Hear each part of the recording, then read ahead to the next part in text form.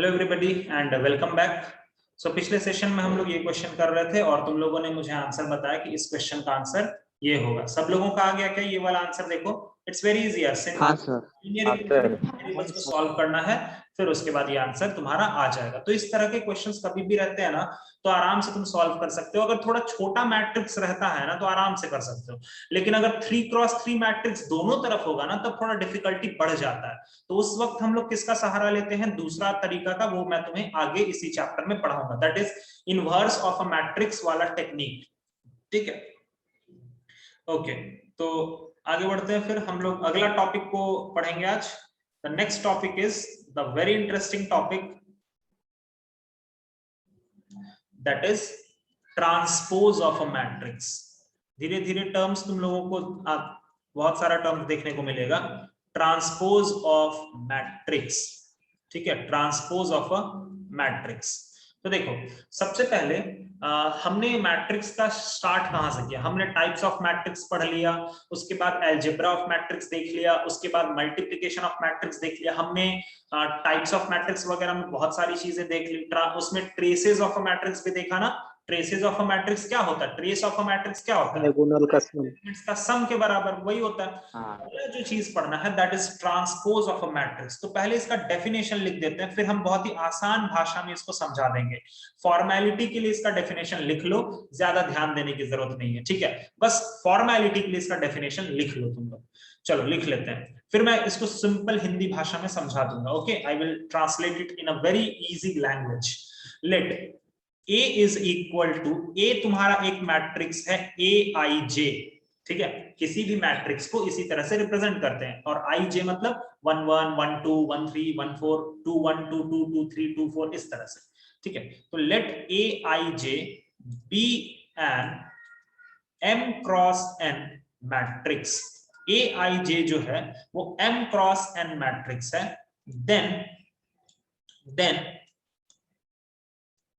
Transpose of A denoted by, A का जो transpose होता है उसको कैसे डिनोट करते हैं? डिनोटेड बाय A के माथे पर T, इसको पढ़ते हैं A ट्रांसपोज, या फिर और A डैश। A डैश का भी मतलब होता है ट्रांसपोज। कैसे डिनोट करते हैं पहले वो देख लो। उसको डिनोट करते हैं AT, मतलब A ट्रांसपोज, उसको AT नहीं पढ़ोगे, A ट्रांसपोज ही पढ़ोगे, ठीक है? A ट्रांसपोज या फिर A डैश से रिप्रेजेंट करते हैं। Is a matrix of order n cross m such that A transpose जो मैट्रिक्स होगा ना Ij, वो तुम्हारा हो जाएगा AJI उल्टा, ठीक है? For all I equals to 1 2 3 dot dot dot m तक, और J 1 2 3 dot dot dot n तक। तुम बोलोगे सर ये क्या बोल दिया सर आपने, इतना तो हमको समझ ही नहीं आ रहा। कोई बात नहीं, एक सिंपल लैंग्वेज में लिखा देता हूं, ठीक है? Thus, A transpose is obtained, ये ज्यादा जरूरी है तुम्हारे लिए। वो डेफिनेशन ठीक है, वो डेफिनेशन अगर कोई बोलता है तो तुम बोल सकते हो कि Aij जो है ना वो AJI हो जाएगा, ठीक है? अब उसको समझ लो मतलब क्या होता है। Thus, A transpose is obtained from A by interchanging rows into columns and columns into rows। अभी भी नहीं समझ में आया सर? अभी भी नहीं समझ में? आप एक एग्जांपल लेके समझाइए। अब देखो, अब तुम्हें पक्का समझ में आ जाए। अगर मान लो मैंने A एक मैट्रिक्स रखा है 1 2 3 4 2 3 4 1 3 2 1 4, दिस इज A मैट्रिक्स। तो A ट्रांसपोज क्या होता है? What is A transpose? Transpose का मतलब है कि रोज को कॉलम में लिख दो, कॉलम को रोज में लिख दो, मतलब पलट दो, इंटरचेंज कर दो। मतलब सर ये अभी 1 2 3 4 ये पूरा किस में लिखा हुआ है? रोज में लिखा हुआ। इसको किधर ले आएंगे? कॉलम में ले आएंगे 1 2 3 4, आया समझ में। उसके बाद 2 4 1 को क्या लिखेंगे 2 3 4 1, और उसके बाद 3 2 1 4 को क्या लिखेंगे 3 2 1 4। अब समझ में आया, अब समझ में आया सबको क्या होता है ट्रांसपोज। मैं तुमसे इस जगह पर पूछूं कि ए वाला मैट्रिक्स का ऑर्डर कितना है, बोलो ऑर्डर कितना है, बोलो बोलो 3 क्रॉस 4, और जो ट्रांसपोज बना है उसका ऑर्डर कितना है, देखो ना 4 क्रॉस 3। अब तुम्हें फील आया ट्रांसपोज ऑफ अ मैट्रिक्स का मतलब क्या होता है, फील आया सबको। हाँ सर। बहुत आसान है, कुछ भी चीज नहीं है भैया, सीधा सा बात है कि रोज को कॉलम में लिख दो या फिर कॉलम्स को रोज में लिख दो, बात बराबर। ठीक है, वही मतलब होता है ट्रांसपोज का मतलब वही होता है, रोज को कॉलम में फिर कॉलम को रोज में, ऐसे कर सकते हैं। ठीक है, सभी को समझ में आया ट्रांसपोज का मतलब, एवरीबॉडी गॉट इट। अब जब तुम ये चीज पढ़ लिए हो तो थोड़ा सा प्रॉपर्टीज देखो इस, क्योंकि ट्रांसपोज का डेफिनेशन उतना मैटर नहीं करता, क्योंकि वो बहुत आसान सा चीज है, रोज को हम कॉलम में लिख रहे हैं और बस पलट रहे हैं, और कोई जरूरी चीज नहीं। तो थिंक, अच्छा ये भी तुम्हें पता है कि अगर एक मैट्रिक्स है 2 क्रॉस 3, तो उसको अगर हम ट्रांसपोज करेंगे तो वो कौन सा ऑर्डर का बनेगा 2 क्रॉस 3। 2 क्रॉस 3 ऑर्डर है हमारे मैट्रिक्स का, 3 क्रॉस 2। हाँ 3 क्रॉस 2 बने, उल्टा बनेगा। तो ये सभी चीजें पता है, ये सब कोई बड़ी बात नहीं, और ना तो मैंने अभी तक ट्रांसपोज में कोई बहुत बड़ा चीज तुम्हें पढ़ा दिया, एक बहुत ही सिंपल सा लैंग्वेज में मैंने बता दिया, रोज को कॉलम में लिख दो कॉलम को रोज में, तो बस दैट्स इट। लेकिन the thing that is very much important is properties of transpose. इसका प्रॉपर्टीज बहुत मैटर करता है तुम लोगों के लिए, क्योंकि प्रॉपर्टीज पे ना बहुत सारे काम हो सकते हैं। सबसे पहले देखो, for any matrix, for any matrix A, ध्यान से देखना, ए का ट्रांसपोज और फिर उसका ट्रांसपोज वापस से ए के बराबर हो जाएगा क्या, जरा सोच लो एक बार। हाँ सर। सोच लो, आराम से सोच लो पहले। हाँ सर। हाँ थोड़ा दिमाग में फील ले आओ। सर ए का ट्रांसपोज मतलब मैंने आपने ए मैट्रिक्स का रोज को कॉलम में लिख दिया सर।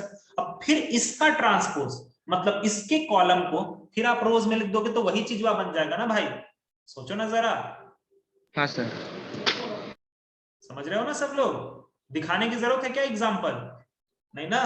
नहीं इजी है, कोई बड़ी बात नहीं, करके भी तुम देख सकते हो यार। एक बार कोई ए मैट्रिक्स छोटा सा पकड़ लेना, उसको ट्रांसपोज ले लेना, आ जाएगा, फिर उसका फिर से ट्रांसपोज ले लेना, देखना सेम चीज ही आएगा, एकदम सेम चीज, ए के बराबर ही आ जाएगा।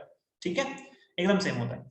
दूसरा देखो, for any two matrix, for any two matrices, for any two matrices A and B, A plus B का ट्रांसपोज, ठीक है, ट्रांसपोज जो होता है वो आपस में बट जाता है, तो A प्लस B का जो ट्रांसपोज होगा, प्लस या माइनस कुछ भी यहां ले लो, ठीक है चलता है, A प्लस माइनस दोनों मैंने लगा दिया, A प्लस माइनस B का ट्रांसपोज जो होगा वो A का ट्रांसपोज प्लस माइनस B का ट्रांसपोज। इजी, ट्रांसपोज जो होता है वो डिस्ट्रीब्यूटिव टाइप का काम करता है, डिस्ट्रीब्यूटिव मतलब दोनों पर बट जाता है, आया बात समझ में, लेकिन बीच में प्लस माइनस का सिंबल होना चाहिए। अभी तक मल्टीप्लिकेशन का मैंने बात नहीं करा, अब सुनो, यहां तक समझ में आ गया, यहां तक समझ में आ गया, बोलो हाँ सर। हाँ sir. For any scalar, for any scalar के इंटू ए का जो ट्रांसपोज होगा वो होगा k times of A transpose के बराबर। k इंटू ए का जो ट्रांसपोज होगा, अगर मान लो कोई मैट्रिक्स को तुमने 3 से मल्टीप्लाई कर दिया, तो तुम उस 3 को एक रूम में बाहर निकाल भी सकते हो और फिर उसका ट्रांसपोज ले सकते हो, इट्स वेरी इजी, कोई दिक्कत की बात नहीं। यहां तक ये भी एक प्रॉपर्टी है, क्योंकि सर स्केलर का ट्रांसपोज क्या लिखेंगे भाई, स्केलर का ट्रांसपोज कुछ भी नहीं होता, वो वही नंबर रहता है। सबसे जरूरी बात ये है, एडिशन वाला भी उतना जरूरी नहीं था, लेकिन ये 4th नंबर वाला बहुत जरूरी है। For any two matrices, for any two matrices, ठीक है, ए बी का ट्रांसपोज, अब देखो देखो ध्यान से देखो, ध्यान से देखो, ए बी मतलब मल्टीप्लीकेशन। अब ये मल्टीप्लीकेशन के केस में डिस्ट्रीब्यूटिव नहीं होता है। ट्रांसपोज का जो प्रॉपर्टी है ना, वो सिर्फ एडिशन और सबट्रैक्शन में ही डिस्ट्रीब्यूट करता है, मैट्राइसेस में डिस्ट्रीब्यूट नहीं करता है। तो फिर इसको लिखेंगे कैसे?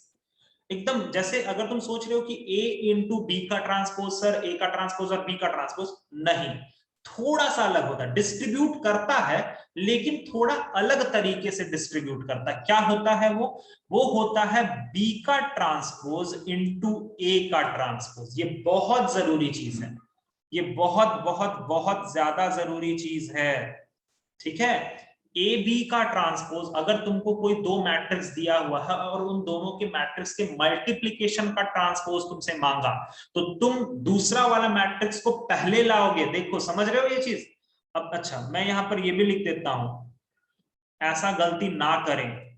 ए बी का ट्रांसपोज को कभी भी ये ना सोचे कि ए का ट्रांसपोज और बी का ट्रांसपोज, ये गलती से बचें, ये गलती मत करना। इसको लिख दो वहां पर, इसको बगल में लिख दो कि ए बी का transpose is never equal to A transpose B transpose, never, it is equal to B transpose A transpose. आया बात समझ में? आया बात समझ में? बोलो सभी को, है ना? मतलब सीधा उल्टे साइड से चलना, उल्टे साइड से। अच्छा, अब जब दो का बात हम कर लिए हैं, तो यहीं पर एक और प्रॉपर्टी भी देख लें क्या? ए बी सी तीन मैट्रिक्स का मल्टीप्लीकेशन फिर ट्रांसपोज, थोड़ा एक्सपीरियंस से बता सकते हो इसका आंसर क्या होगा? इसका आंसर क्या होगा? C transpose B B transpose A transpose. Yes, उल्टा। एकदम ध्यान रखना, ये दोनों एकदम ध्यान रखना। ट्रांसपोज का एडिशन पे तुम गलती नहीं करोगे, तुम गलती यही करोगे। और अगर थोड़ा सा भी इधर उधर गलती करा, पूरा मेहनत बेकार हो जाएगा, क्योंकि मल्टीप्लीकेशन है भाई, मल्टीप्लीकेशन करने में ही हालत खराब हो जाता है।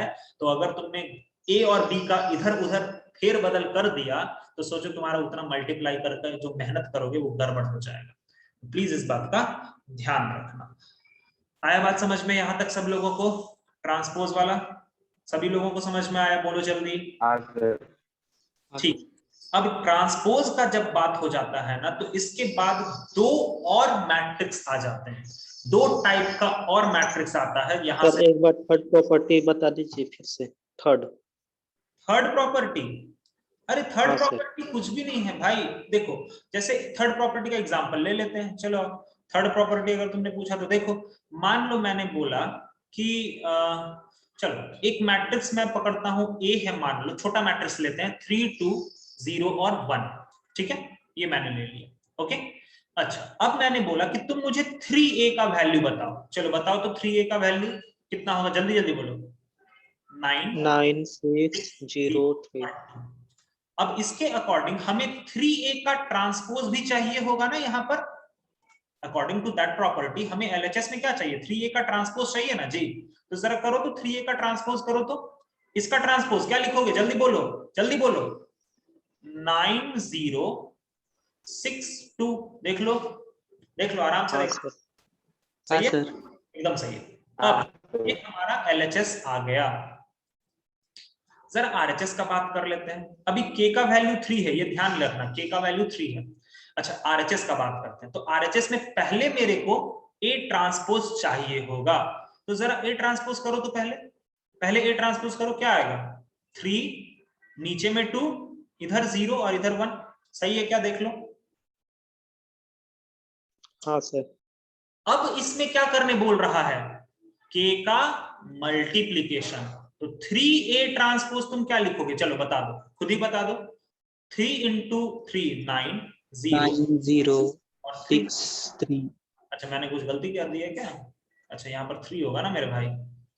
अच्छा, अब 3 होगा दोनों, हाँ कर दिया मैंने, ये दोनों सेम हो जाएगा, हो गया। समझ में आया ये चीज? तो k का मल्टीप्लीकेशन देखो, उसका ये मतलब है कि तुम k को मल्टीप्लाई करके देखो, किसी भी स्केलर को मल्टीप्लाई करके ट्रांसपोज लो या फिर ट्रांसपोज ले करके मल्टीप्लाई करो, बात विल बी सेम। आया बात समझ में? आ गया आकाश समझ में? हाँ हाँ सर। ठीक बात। चलो, अब जब तुमने ट्रांसपोज को अच्छे से समझ लिया है, बहुत ही अच्छे से समझ लिया, ट्रांसपोज ज्यादा कोई बड़ा चीज नहीं है। सबसे जरूरी चीज बस इसमें ये बात का ध्यान रखना, वो मल्टीप्लीकेशन वाला प्रॉपर्टी, बहुत ज्यादा ध्यान रखना उसका।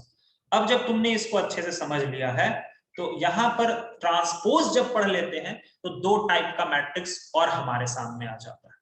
वो मैट्रिक्स कहलाता है, एक होता है सिमेट्रिक मैट्रिक्स, यहां से चीजें तुम्हें अलग लेवल पे ले आएंगी, ठीक है, सिमेट्रिक मैट्रिक्स, और एक होता है स्क्यू सिमेट्रिक मैट्रिक्स,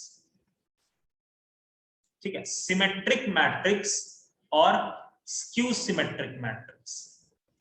अब सुनो, सिमेट्रिक मैट्रिक्स का क्या मतलब होता है, एक सीधा एक डेफिनेशन में, एक डेफिनेशन, ठीक है। सिमेट्रिक मैट्रिक्स का मतलब होता है कि एक ट्रांसपोज जो होगा वो वापस से ए के बराबर हो जाना चाहिए।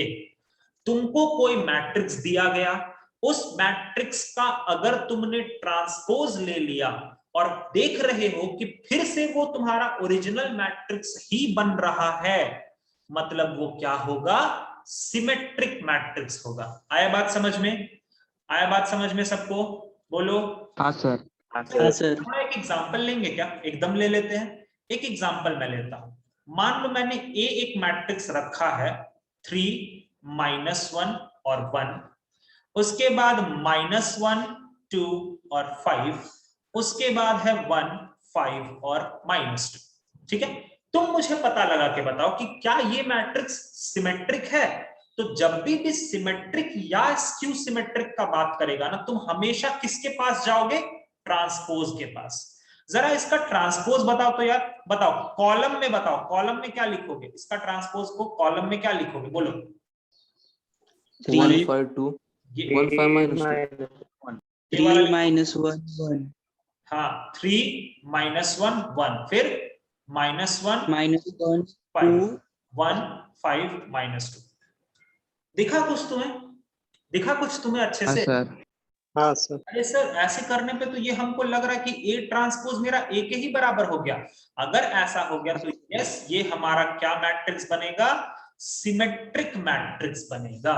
सिमेट्रिक मैट्रिक्स का मतलब है ए ट्रांसपोज जो होना चाहिए वो हमेशा क्या होगा? ए के बराबर, एक के ही बराबर। ए के बराबर हो जाए। समझ में आया सबको? समझ में हाँ आया? सर। अच्छा, एक ऐसा कोई मैट्रिक्स बता सकते हो जिसका तुमने नाम बहुत अच्छे से पढ़ा है? बता सकते हो सिमेट्रिक मैट्रिक्स एक ऐसा मैट्रिक्स है जो तुम लोगों ने नहीं, जीरो मैट्रिक्स छोड़ो ना बाबा। Null set. अरे आइडेंटिटी में आइडेंटिटी मैट्रिक्स, सही बोल रहे हो, आइडेंटिटी मैट्रिक्स भी, बट यूनिटी मैट्रिक्स। क्या? यूनिटी। अरे तो यूनिटरी मैट्रिक्स और आइडेंटिटी मैट्रिक्स दोनों सेम ही होता है मेरे भाई, हाँ सर। ठीक है। लेकिन ये सब ठीक है यार, ये सब सही है, मैं इसके बारे में गलत नहीं बोल रहा हूँ। एक ऐसा मैट्रिक्स है जो मैंने तुम्हें कोऑर्डिनेट ज्योमेट्री में पढ़ाया था। All hot girls. Yes, all अगर तुम ध्यान दो तो ए मैट्रिक्स अगर मैंने लिखा all hot girls having boyfriend go for cinema, तुम खुद ही सोच के बताओ ये सिमेट्रिक मैट्रिक्स होगा ना? जरा इसका ट्रांसपोज हाँ सर। अरे देख लो ना, एकदम दिखेगा। जरा इसका ट्रांसपोज ले लीजिए तो सर, ये हो जाएगा AHG, उसके बाद हो जाएगा HBF, उसके बाद हो जाएगा GFC। सर ये तो मस्त चीज हो गया। ए ट्रांसपोज जो हमने निकाला ना सर, वो ए के ही बराबर हो गया, मतलब ये क्या होगा? सिमेट्रिक मैट्रिक्स होगा। बोलो, आया बात समझ में? आया बात समझ में? बोलो। हाँ सर। हाँ सर। सिमेट्रिक मैट्रिक्स का मतलब है कि ए ट्रांसपोज जो होगा वो ए के बराबर, खुद उसी मैट्रिक्स के बराबर हो जाना चाहिए, ठीक है। चल, स्क्यू सिमेट्रिक मैट्रिक्स का क्या मतलब होता है? स्क्यू सिमेट्रिक मैट्रिक्स का मतलब होता है कि अगर तुमको कोई मैट्रिक्स दिया हुआ है और तुमने उसका ट्रांसपोज निकाला, तो ट्रांसपोज निकालने पर ये तुम्हें एक माइनस साइन दे देगा, ये ध्यान रखना। अरे सर, ये थोड़ा थोड़ा ऑड इवन फंक्शन के जैसा लग रहा है ना जी? ऑड इवन फंक्शन, अरे हाँ भूल सर, गए? हाँ सर। ऑड सर हाँ। ऑड फंक्शन का कोई एग्जांपल बताओगे? ऑड फंक्शन का कोई एग्जांपल बता दो, बहुत अच्छा वाला एकदम, जो मैंने भी एग्जांपल बताया था तुम लोगों को। Sin x. sin x। sin x, even function का sin एग्जांपल बता दो। cos x। cos x, cos x, ठीक है। और ध्यान रखना, मैंने एक और चीज बताया था, इवन फंक्शन का जो ग्राफ होता है वो y एक्सिस के अबाउट सिमेट्रिकल होता है ना? cos x का ग्राफ देख लो ना यार, देख लो। हाँ और हाँ सर, सर हाँ। स्टेटमेंट का यूज हम आज से 2 मंथ बाद करेंगे, जब मैं तुम्हें डेफिनिट इंटीग्रेशन पढ़ाऊंगा। अभी मैं यूज नहीं करूंगा। जो मैंने तुम्हें 11th 12th 11th में बताया ना फंक्शन में, वो सारी चीजें मैं तुम्हें डिफरेंशिएशन और इंटीग्रेशन में फिर से यूज करूंगा। और उस टाइम तुम्हें लगेगा कि हाँ शिवम सर ने अच्छा किया जो उस चैप्टर को वहीं पर अच्छे से फिनिश करा था, उस समय पता चलेगा। ठीक है। इनइक्वालिटीज का देखो ना यार, इनइक्वालिटीज मैंने सबसे पहले दिन ही पढ़ाया था जब मैंने यहाँ पर स्टार्ट करा था, लॉग के बाद। और उसके बाद वो तो हिस्ट्री क्रिएट हो गया कि तुम खुद ही देख पाते हो कि कितना ज्यादा जरूरत पड़ता है इनइक्वालिटीज, कितना ज्यादा। तुमने ट्रिग्नोमेट्री उसके लेवल पर दम पे सॉल्व किया, क्वाड्रेटिक इक्वेशन उसके दम पे सॉल्व किया, फंक्शंस का डोमेन निकालना तुमने उसके दम पे सॉल्व किया। तो कुछ ऐसी चीज, लॉग देखो, लॉग कब मैंने पढ़ाया था, एकदम स्टार्टिंग में, और आज तुम उसको यूज कर रहे हो, एकदम रगड़ के यूज करते हो, हर चैप्टर में यूज करते हो। डिफरेंशिएशन में तुम मस्त यूज करोगे। इसी तरह से मैं बोल रहा हूं ट्रिग्नोमेट्री का हाफ एंगल फॉर्मूला, 1 महीने बाद ना वो तुमको इतना दिमाग खराब करेगा कि तुम्हें अपने आप वो पूरा का पूरा फॉर्मूला याद हो जाएगा। वैसे तो याद हो ही जाना चाहिए, बट फिर से ही वो फॉर्मूला आया। तो दी वेरी एपिक थिंग यार, ये सब को मत भूलो।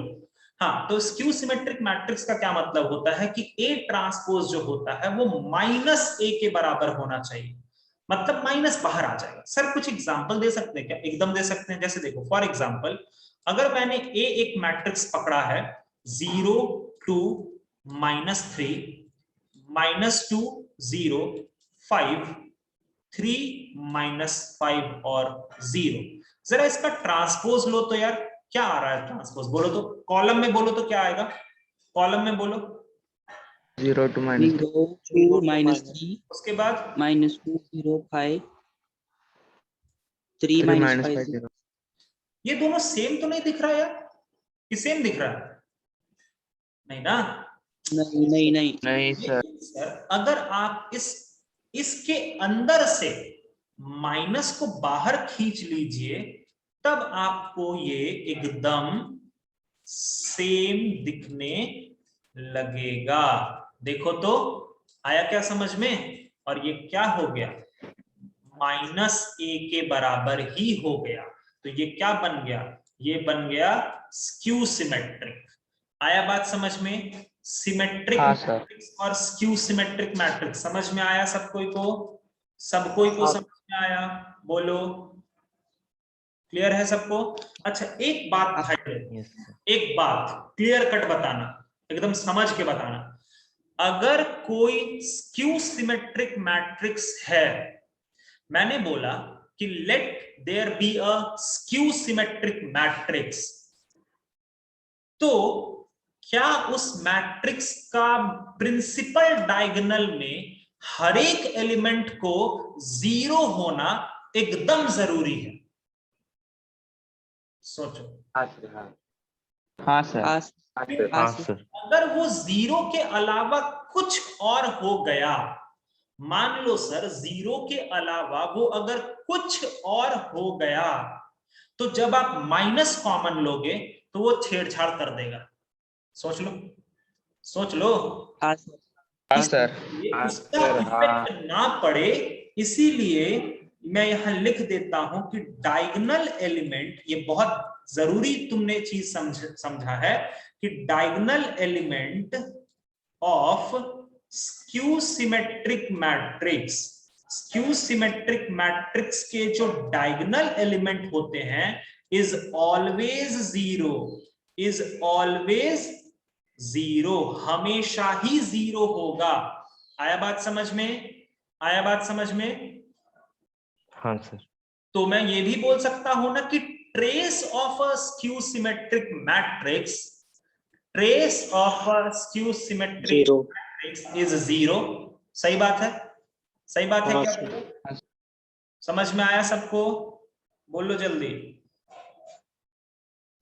क्लियर है यहाँ तक? हाँ चलो सर। अभी फिलहाल इतना ही रहने दो। Yes. अगले क्लास में हम लोग क्या करेंगे, सिमेट्रिक मैट्रिक्स, अभी और भी कुछ बहुत इंपॉर्टेंट टाइप के मैट्रिक्स पढ़ने हैं, उसको मैं पढ़ा दूंगा, ज्यादा नहीं 4-5 है, उसके बारे में मैं समझा दूंगा, और फिर उसके बाद हम इन सभी से मिलाकर के क्वेश्चंस कर लेंगे, फिर आगे का चीज पढ़ेंगे, that is adjoint of a matrix. बहुत इंटरेस्टिंग, ठीक है। धीरे धीरे तुम्हारा चैप्टर एंडिंग के तरफ चला जाएगा, फिर हम डिटर्मिनेंट में जाएंगे। डिटर्मिनेंट तो जबरदस्त चैप्टर है भाई, ठीक है, तो वहां पर और मजा आएगा, ठीक है। तो चलो फिर अभी के लिए फिलहाल इतना ही रहने दो, और रिवीजन वगैरह करते रहो, वीडियोस वगैरह देखते रहो, पढ़ाई लिखाई करते रहो हमेशा। चलो फिर मिलेंगे अगले क्लास में, तब तक के लिए thank you. Sir sir sir हाँ बोलो। लिमिट आपने स्टेट बोर्ड में नहीं है क्या? 12th वाले में नहीं है, बट कॉन्टिन्यूटी है। 12th में कॉन्टिन्यूटी करके एक चैप्टर है, तुम अपना बुक में देख सकते हो।